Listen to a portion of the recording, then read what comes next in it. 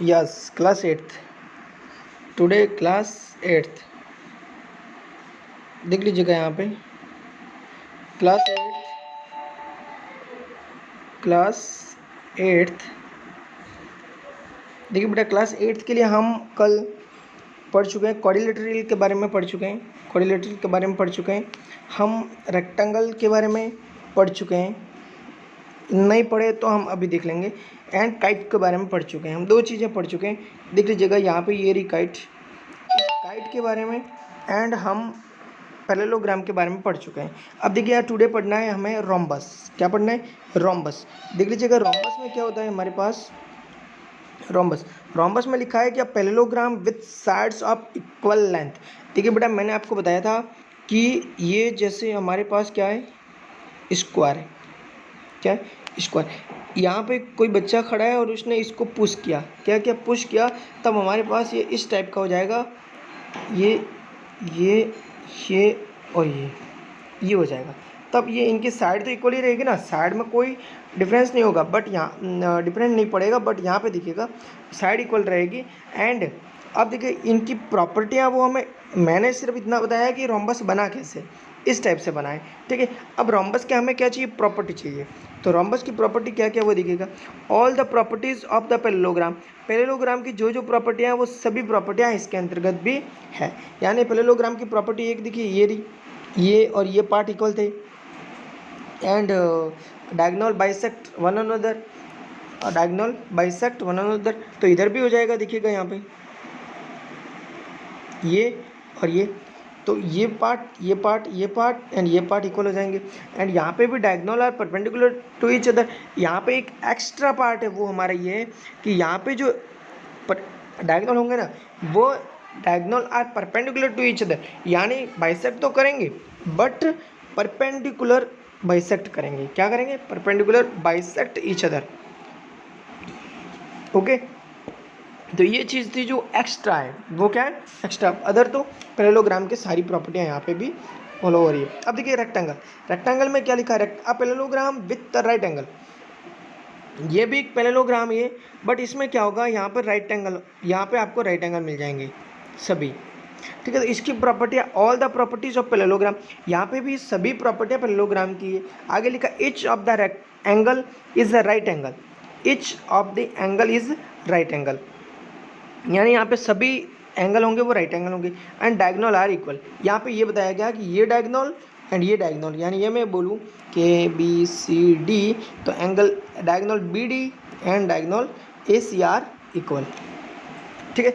इस चीज़ का आप ध्यान रखिएगा अच्छे से। ठीक है। अब देख लीजिएगा यहाँ पे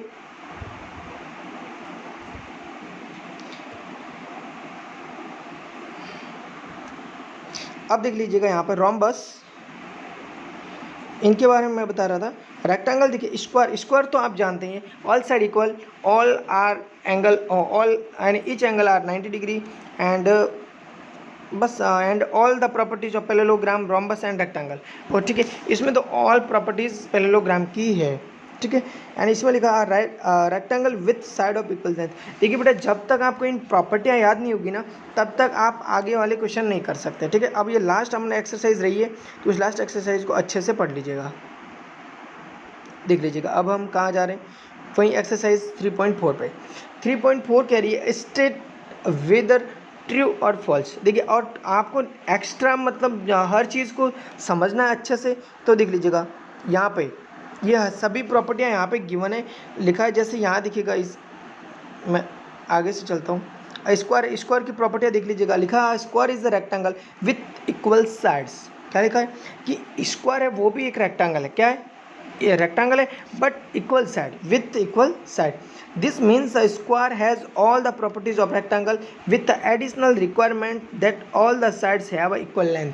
ठीक है। यहाँ पे क्या बोला है कि ऑल प्रॉपर्टीज है वो सभी की, all properties of a rectangle, all property, this means a square has all the properties of rectangle with the additional requirement all the sides have equal length. यानी ये एडिशनल इसकी रिक्वायरमेंट है कि उसकी सभी साइड्स इक्वल होनी चाहिए। आगे लिखा है square like the rectangle has diagonal of equal length. यानी यहाँ पे भी ध्यान रखिएगा, डायगोनल इक्वल लेंथ होती है एंड बाइसेक्ट परपेंडिकुलर होते हैं।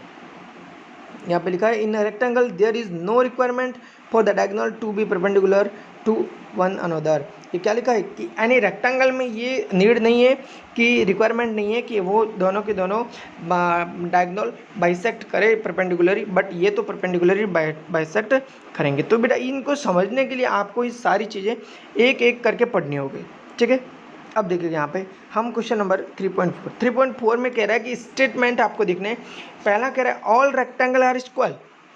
क्या कह रहा है? ऑल रेक्टेंगल आर स्क्वायर या ऑल स्क्वायर आर रेक्टेंगल, ये तो हो नहीं सकता ना। इसमें क्या लिखा? All rectangle are square. तो बेटा देखिए रेक्टेंगल तो ये ना, ये देखिए ये रेक्टेंगल है हमारे पास, ये तो रेक्टेंगल के अपोजिट साइड इक्वल होती है ना रेक्टेंगल की, तो बट स्क्वायर की तो ऐसा नहीं है, तो इसलिए इज फॉल्स। फर्स्ट ही हमारा फॉल्स हो जाएगा। क्या हो जाएगा हमारा? फर्स्ट फॉल्स हो जाएगा। सेकंड देखिए ऑल रोम्बस आर पैरेललोग्राम, ये कह रहा है all rhombus are parallelogram. Yes बिल्कुल करेक्ट है, क्योंकि अभी तो बोला था। ये देखिएगा पैरेललोग्राम की प्रॉपर्टी क्या है हमारे पास, देखिए एक मिनट देखते हैं। क्या देखिए हमारे पास पैरेललोग्राम की प्रॉपर्टी क्या है? पैरेललोग्राम की प्रॉपर्टी होती है अपोजिट साइड आर इक्वल, तो देखिए रोम्बस में भी होती है।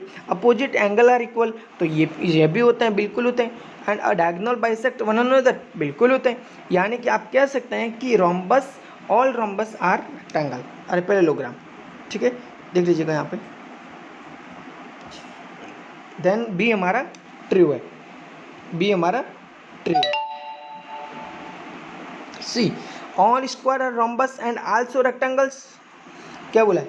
ऑल स्क्वायर आर रोम्बस यानी ऑल स्क्वायर आर रोम्बस। देखिएगा ये हमारा स्क्वायर है,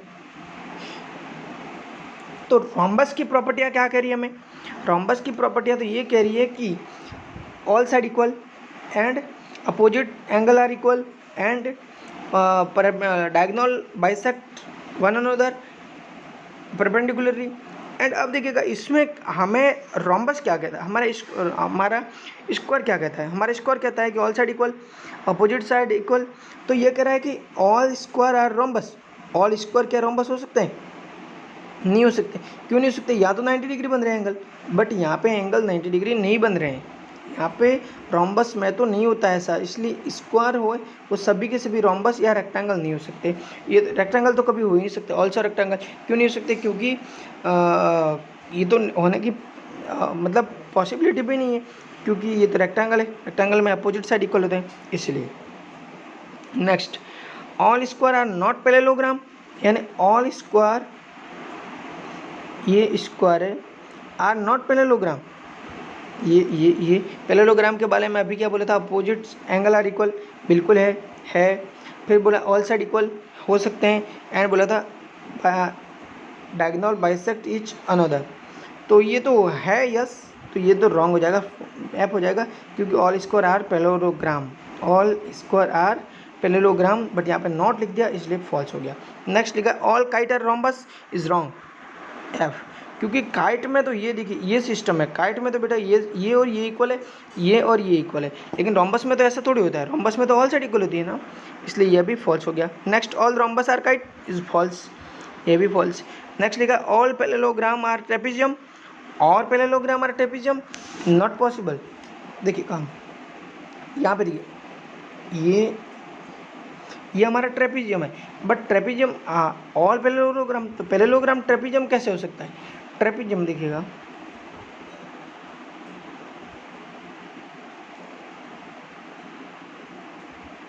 ट्रेपेजियम के लिए हमारे पास ये तो है वन साइड्स पैरेलल होनी चाहिए।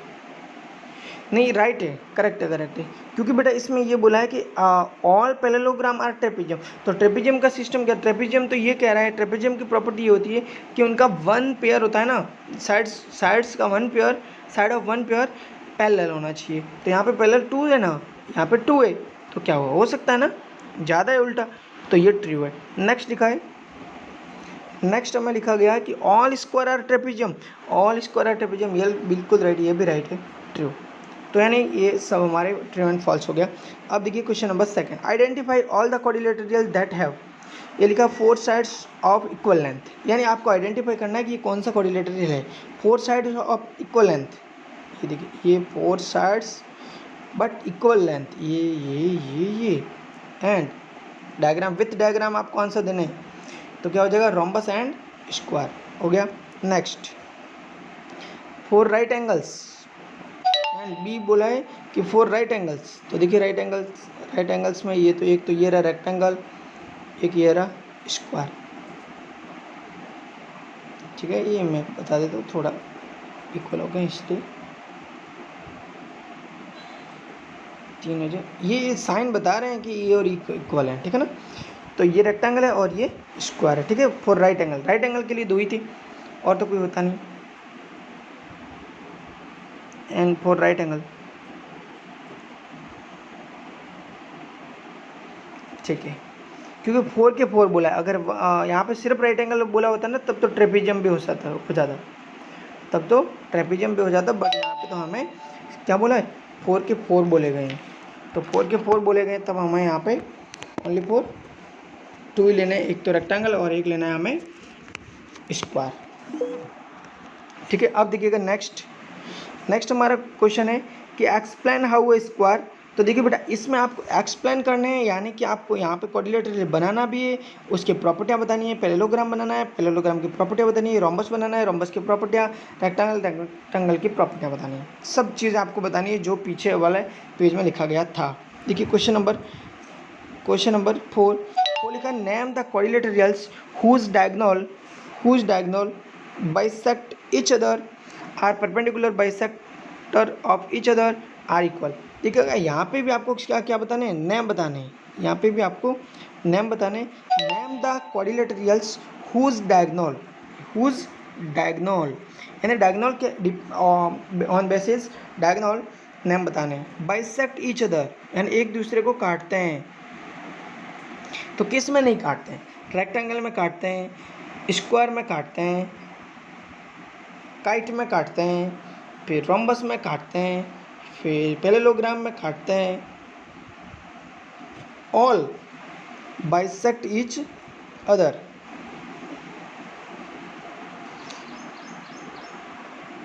नहीं, काइट नहीं आएगा, ये रॉन्ग हो जाएगा यहाँ पे। तो इसमें क्या बाइसेक्ट ईच अदर यानी इक्वल पार्ट में। तो देखिएगा इक्वल पार्ट में एक तो ये होता है, ये वाला, ठीक है। एक होता है ये वाला स्क्वायर रेक्टेंगल, और एक होता है पैरेललोग्राम में भी इक्वल कट करता है, एंड एक होता है रोम्बस। ये 4 होंगे ना, काइट नहीं आएगा, ठीक है। नेक्स्ट लिखा है कि are perpendicular bisectors of each other. Perpendicular bisect each other किस में, तो एक तो ये स्क्वायर और एक ये,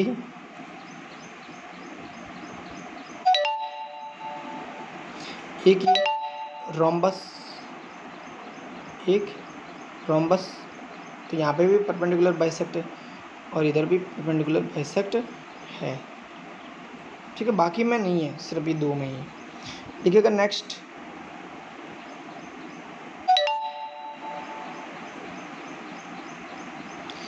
हमें लिखा गया है कि name the quadrilateral whose diagonal, and last लिखा है कि आर इक्वल। तो इक्वल तो किस में, एक तो रेक्टेंगल में एंड स्क्वायर में एंड रोम्बस में, तीनों में 3 आंसर होंगे, ठीक है। नेक्स्ट लिखा है explain why rectangle is convex quadrilaterals. देखिए बेटा, यहाँ पे ये कह रहा है कि कॉन्वेक्स क्वाड्रिलेटरल है, इसको आप एक्सप्लेन करिएगा। तो देखिए एक्सप्लेन करने का मीन्स होता है, कॉन्वेक्स के बारे में क्या बताया था कि diagonal are not outside, diagonal drawing are not outside, then quadrilateral rectangle is the convex quadrilateral. And फिर आप देखिए, ये लाइन तो आपको लिखनी ही लिखनी है। इसके अलावा ये चीज़ें सभी बतानी है आपको कि इसकी 4 साइड्स होती है, अपोजिट साइड्स इक्वल होती है, ऑल एंगल आर 90 डिग्री होते हैं, and not and 2 diagonals are inner side and equal and bisect. And आपको लिख देना है यहाँ पे कि दिस रेक्टेंगल या convex properties of convex rectangle, diagonal are not outside, drawing, not outside drawing. ठीक है, अब देख लीजिएगा यहाँ पे लिखना है। अब देखिए यहाँ पे क्वेश्चन नंबर 6 लिखा है कि A B C is the right angle triangle and O is the mid point of the sides A B सी।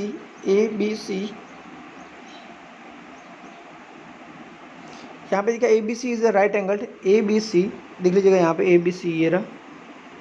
ठीक है, right angled triangle and O is the mid point of the side opposite to the right angle, explain why O is equidistant from A. O is equidistant from A, from B and from C. A, B and C. यानी इनसे ये चीज़ें हमें बतानी है कि, तो देख लीजिएगा यहाँ पे जो आप है ना, आप बता देना कि A B C is a triangle and drawing a line या join a line A to D and D to C and O to D. Then फिर बताना है कि A B C D is a right angle triangle, अरे rectangle, A B C D is a rectangle. Then we know that in rectangle two diagonals are bisect and each another and equal diagonal then फिर बता देना यहाँ पे कि A B A C equal B D divide by two answer हो जाएगा ए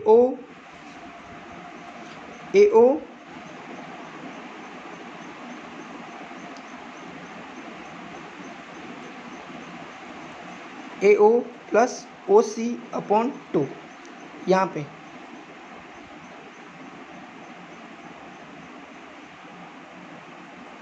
नहीं, फिर यहाँ से 2 उठा दो, यहाँ पे A O plus O C equal B D B O plus O D. यहाँ पे ए ओ प्लस ओ सी है ना, ए ओ प्लस ओ सी, तो यहाँ पे आप लिख सकते हैं कि ओ सी इक्वल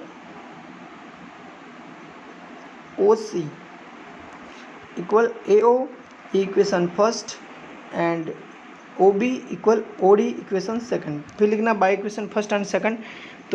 तो यहाँ पे 2AO इक्वल 2BO, 2 से 2 कट गया, AO इक्वल BO, 1 टाइम्स आ गया। एंड फिर 1 टाइम्स तो आपने AO के स्थान पर रखा था, दूसरी बार आप OC के स्थान पर रख देना। Then by equation second and third all parts are equal and O is the equidistance from A, B and C। इस टाइप से बेटा करना है इसको। ठीक है, अब देखिएगा क्वेश्चन नंबर 6 हो गया। बस बेटा ये लास्ट क्वेश्चन था हमारा। इस तरीके से हमारा एक्सरसाइज 3.4 कंप्लीट हो चुका है। एंड देखिए बेटा इस पूरे एक्सरसाइज को आप अच्छे से फिर से करिए, फिर से सारी प्रॉपर्टियों को लर्न करिए और मेरे चैनल को सब्सक्राइब करिएगा, कमेंट करिए। देखो जो भी जहाँ भी प्रॉब्लम आ रही है ना आपको, वहाँ कमेंट करिए। पहले आप कमेंट में बताइए, मैं आपको नेक्स्ट जैसे ही क्लास होगी उस टाइम में आपको कोई एग्जाम्पल नहीं आ रहा है तब भी बताइएगा, मैं आपको हर एक का आंसर दूंगा। और कोई चीज़ समझ में नहीं आई तो भी बताना, मैं आपको उसका भी आंसर दूंगा। ठीक है, इन सभी चीज़ों को आप अच्छे से पढ़ना और मुझे बताना कि सर हम ये कर चुके हैं। ठीक है, और मेरा नंबर है आपके पास, तो प्लीज़ मुझे बताएं कि सर हम कर रहे हैं।